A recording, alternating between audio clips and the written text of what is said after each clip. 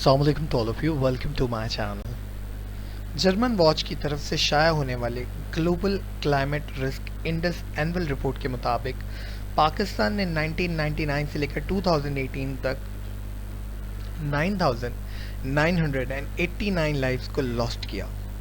साथ ही साथ सफ़र किया इकोनॉमिक लॉस जो कि $3.8 बिलियन का है। और इसी रिपोर्ट के मुताबिक पाकिस्तान रैंक करता है 5th नंबर पर in the most affected countries bye climate change. ये नंबर 8 था जो कि मज़ीद आगे बढ़ के 5th पे चला गया है।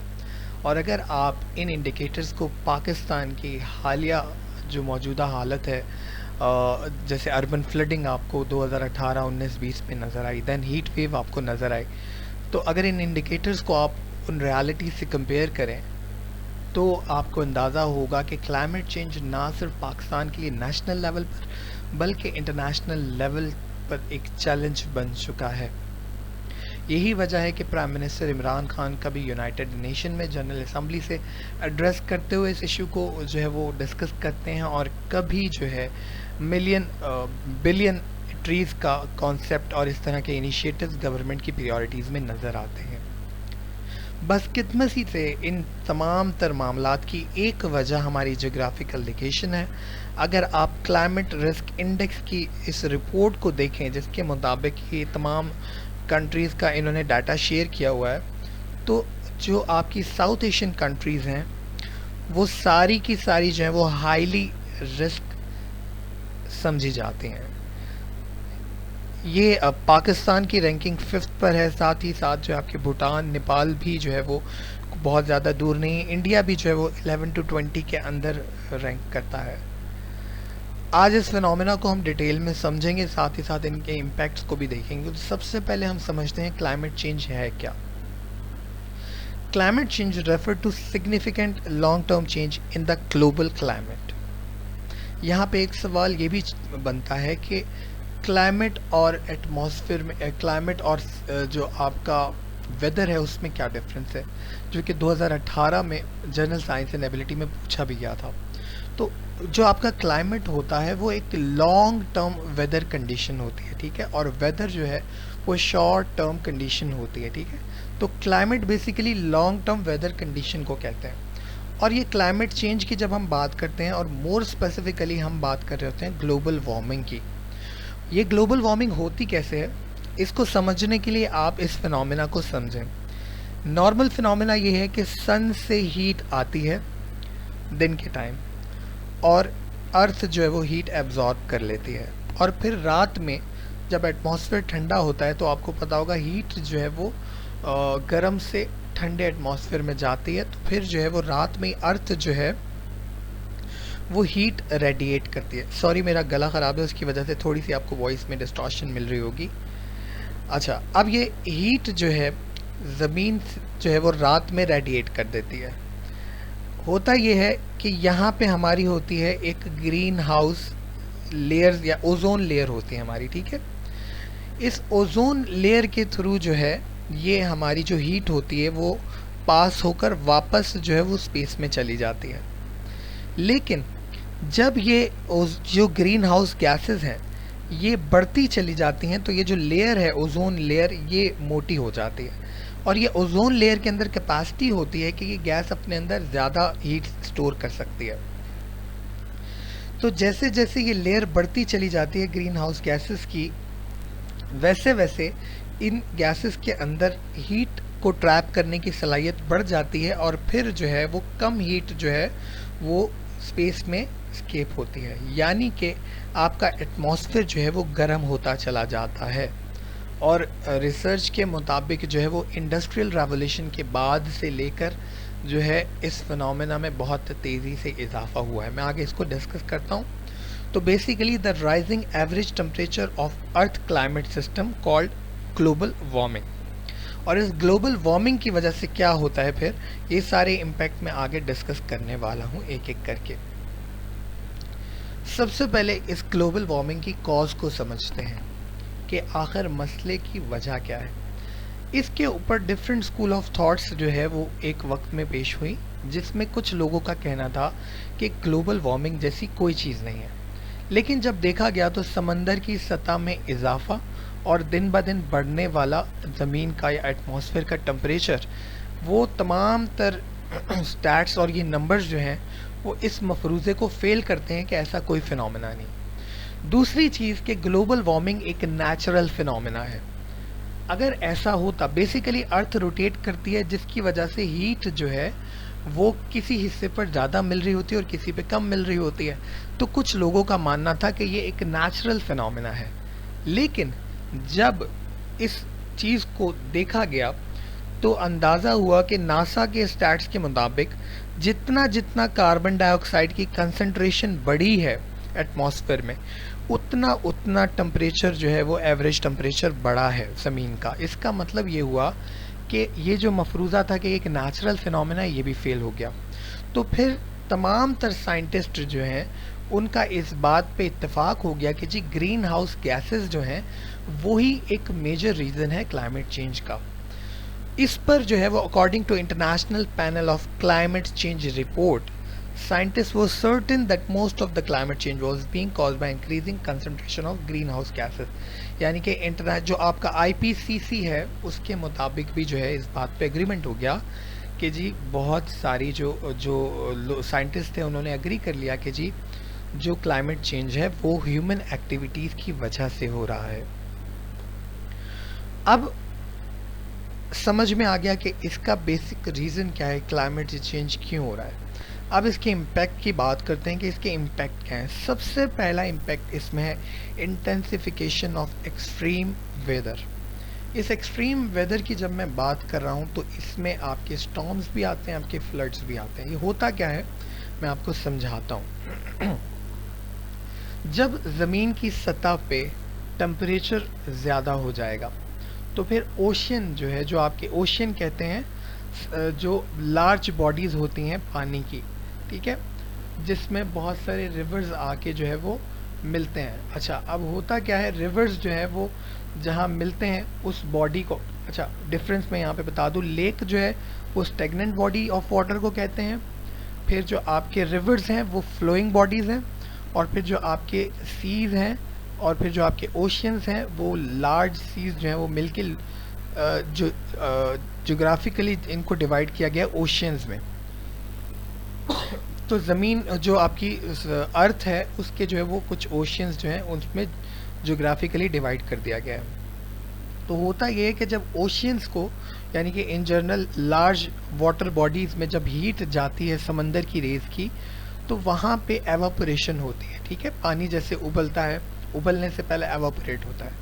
उस एवापोरेशन की वजह से मॉइस्चर जो है वो एटमॉस्फेयर में ज़्यादा हो जाता है, और जब मॉइस्चर एटमॉस्फेयर में ज़्यादा होता है तो फिर वेदर इंटेंसिफाई होता है। जब बारिश होती है तो फिर वो स्टॉर्म्स के साथ होती है, ठीक है जी, और फिर स्टॉर्म्स आते हैं, फिर फ्लड्स आते हैं, ठीक है। तो ये एक इम्पैक्ट हो गया आपके उसका क्लाइमेट चेंज का वेदर के ऊपर, कि आपके स्टॉर्म्स आए, आपके फ्लड्स आए, और फिर जब फ्लड्स आते हैं तो जब बारिश होती है तो पानी आता है, और जब ज़्यादा बारिश होती है तो ज़्यादा पानी आता है, और जब ज़्यादा पानी आता है तो फिर शहर डूब जाते हैं, ठीक है, अर्बन फ्लडिंग हो जाती है। This is the first impact of climate change.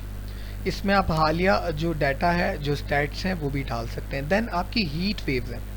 अब ये हीट वेव्स का क्या फिनोमेना है, बीच में आपने 2016, 17 या 18 में, गालिबन मुझे एग्जैक्ट डेट याद नहीं है, 2015 में, सॉरी, हीट वेव की वजह से बहुत सारे हमें लॉसेस हुए। हीट वेव्स भी क्या हैं कि जब आपकी ज़मीन का टेम्परेचर ज़्यादा होगा तो फिर हवा को जो है वो ज़्यादा हीट रेडिएट करेंगे, और जब हवा का टेम्परेचर ज़्यादा होगा तो फिर हीट वेव्स होंगी, और हीट वेव्स की वजह से फिर जो है वो ह्यूमन बॉडी जो है उसकी कैपेबिलिटी नहीं होती कि वो उस हीट को जो है वो बर्दाश्त कर सके, और फिर जो है इंसान की जानी नुकसानात के साथ साथ और भी नुकसानात इंसान को फेस करना पड़ते हैं। तो जर्मन वॉच का अगर डाटा हम देखें तो 9,989 हमने जो लाइव्स लॉस्ट किए हैं उसमें मेजर कंट्रीब्यूट जो है वो हीट वेव्स का है। देन हम बात करते हैं कि ग्लेशियर मेल्टिंग का क्या कॉन्सेप्ट है।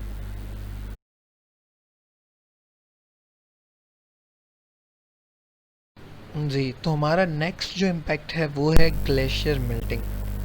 होता यह है कि जब हीट ज़्यादा आपके एटमॉस्फेयर में स्टोर होगी तो वो ज़्यादा आपके ग्लेशियर्स को मेल्ट करेगी। और यही ग्लेशियर जो है ये मेल्ट होते हैं और मेल्ट होके रिवर्स बनते हैं।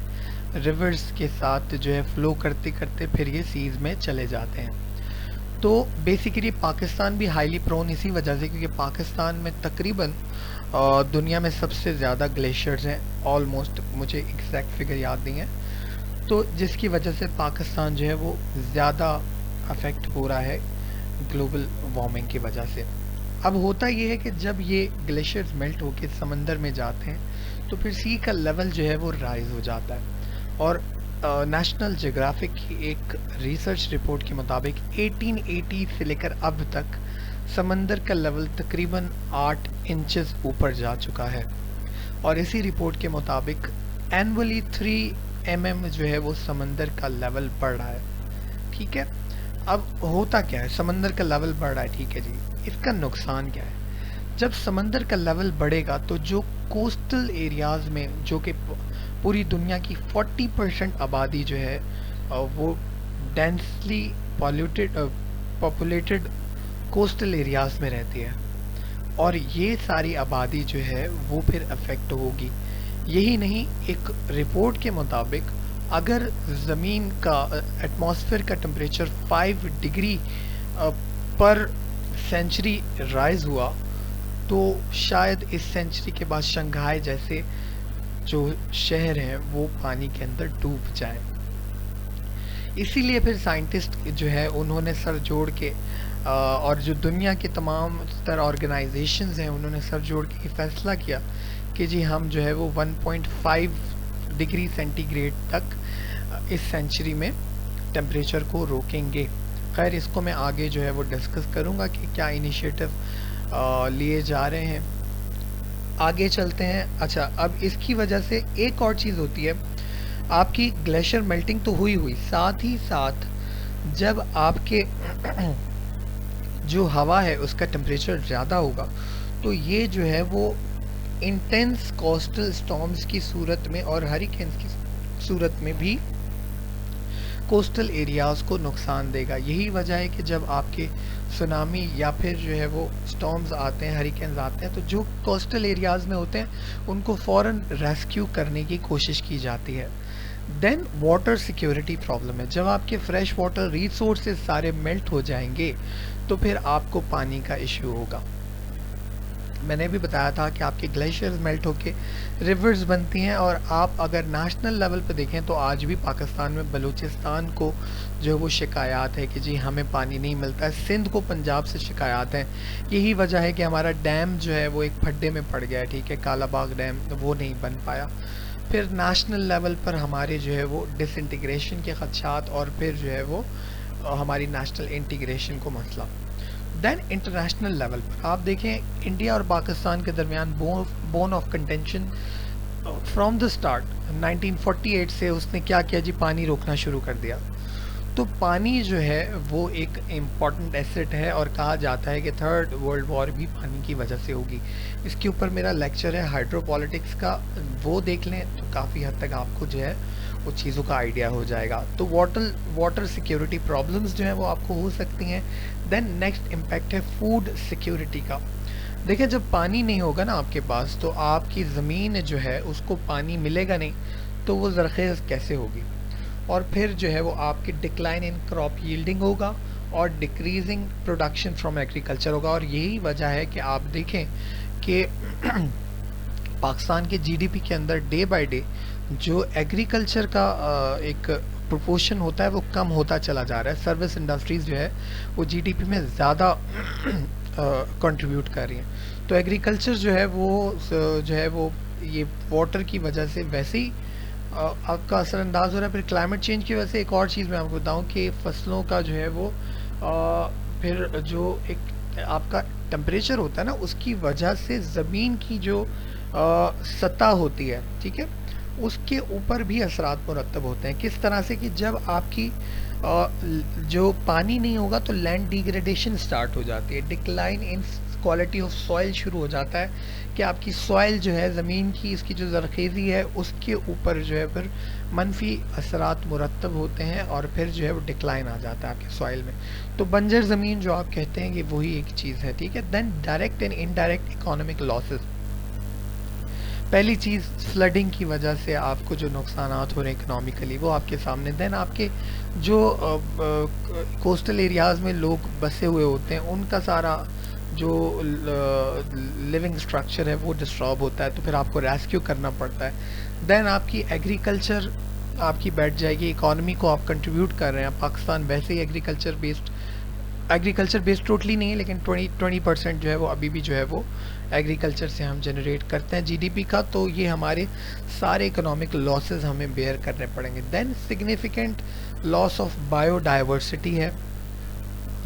जितने भी लिविंग ऑर्गेनिजम्स होते हैं उनका एक बॉडी टेम्परेचर होता है, हमें वो मेंटेन करना होता है, ठीक है। जिस तरह हमारा अपना एक बॉडी टेम्परेचर होता है, इसी तरह से जो जंगलात में स्पीशीज़ रहते हैं उनका भी एक टेम्परेचर होता है। जब ज़मीन का टेम्परेचर बढ़ना शुरू हो जाएगा तो फिर उनका जो हैबिटेट है, ठीक है, या उनके जो लिविंग लाइफ है वो डिस्टर्ब होती है और इस तरह के जानवर फिर मरना शुरू हो जाते हैं। यही वजह है कि आप देखें कि मौजूदा दौर में बहुत सारी स्पीशीज़ जो हैं वो ख़त्म हो गई हैं, ठीक है।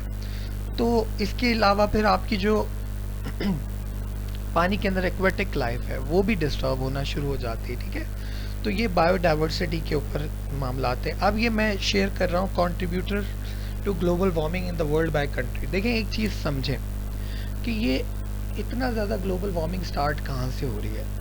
हो ये रहा है कि दुनिया का जो इकोनॉमिक पैराडाइम है वो है, अगर आप IPE को देखें, मैंने पूरा लेक्चर बनाया उसको समझिएगा कि इंटरनेशनल पॉलिटिकल इकोनॉमी चल कैसे रही है। फ्री मार्केट है, ठीक है, जो सस्ता बेचेगा वो ज़्यादा बेचेगा, ठीक है।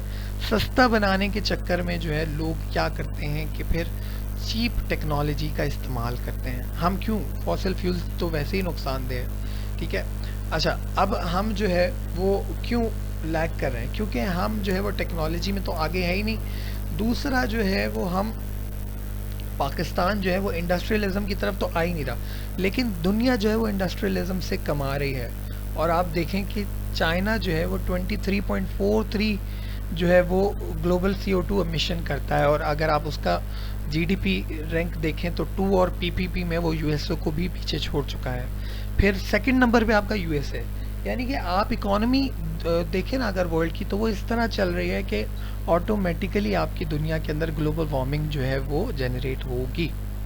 देन फिर तीसरे नंबर पर इंडिया है 5.7, Russia 4.87, Brazil, Japan, Indonesia, Germany. आप एक चीज़ नोटिस करेंगे, तमाम ज़्यादातर ममालिक वो हैं जो कि डेवलपिंग स्टेट्स हैं, डेवलप्ड स्टेट्स हैं, ठीक है जी। तो डेवलप्ड स्टेट्स जो है वो इसी तरह से हैं कि ये जो है इंडस्ट्रियलिज्म करती हैं, ग्रीन हाउस गैसेस जनरेट होती हैं और फिर जो है वो ग्लोबल वार्मिंग होती है।